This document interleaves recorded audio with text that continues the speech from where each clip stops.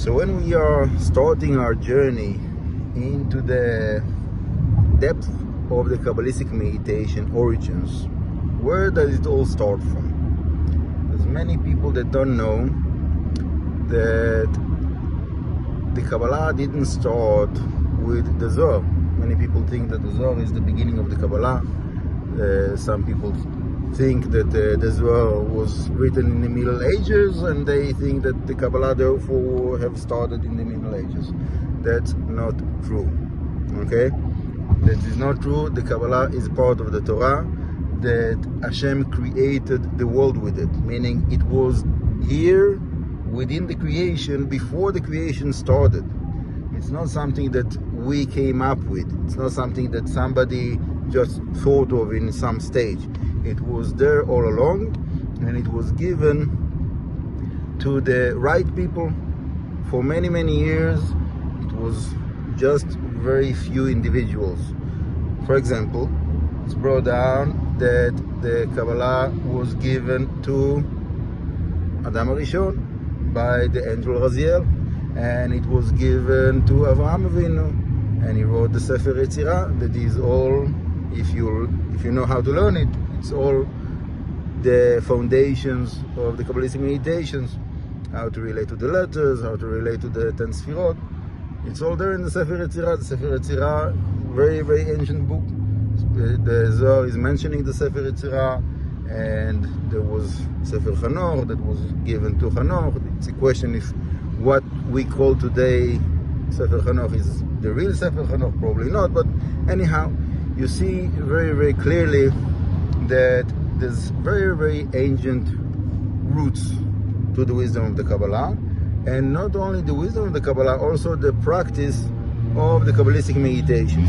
It was not called meditation because meditation is not a word in Hebrew.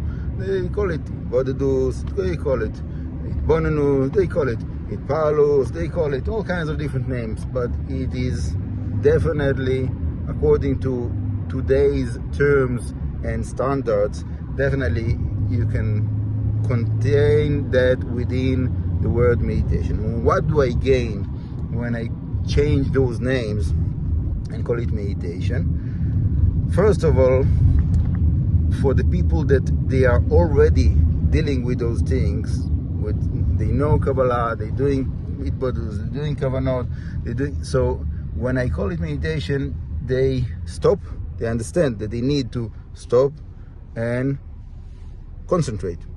Okay?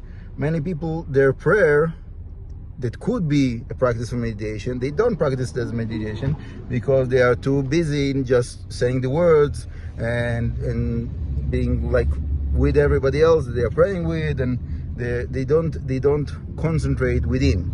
Okay, so the same prayer, for example, any prayer, whatever it is, even one bracha, you just say one bracha and you concentrate in every word. You take a deep breath, you say Baruch, and you think about what does it mean, the essence of it, and you apply the learning that you have, whatever it is that you have in those words, you turn it to be a meditation. You don't need that it will be sitting in a certain position. You don't need to have a whole preparation of breathing and relaxation. It's good, I'm not saying no, but it's not the part of the essence. So you can take one little thing and do that as a meditative practice on a daily basis, and you see how that little thing will grow and will change you to relate to everything else differently. Okay? And that will be the first mission that I want to give you, the first practice that I want to give you for this journey, for this challenge, and let's do that together. Okay? So today you start your journey in this word Baruch. Okay? And when you say Baruch in the beginning of every blessing, take one blessing in the day. Don't try to do it all the blessings. It will be too much to start with all the blessings. Start with one blessing, and you just contemplate about drawing the infinite light from Hashem to all of the Sfirot. Okay? Just that. Every time you say Baruch, that will be your meditation. Once a day, every day. Try that and see what happens.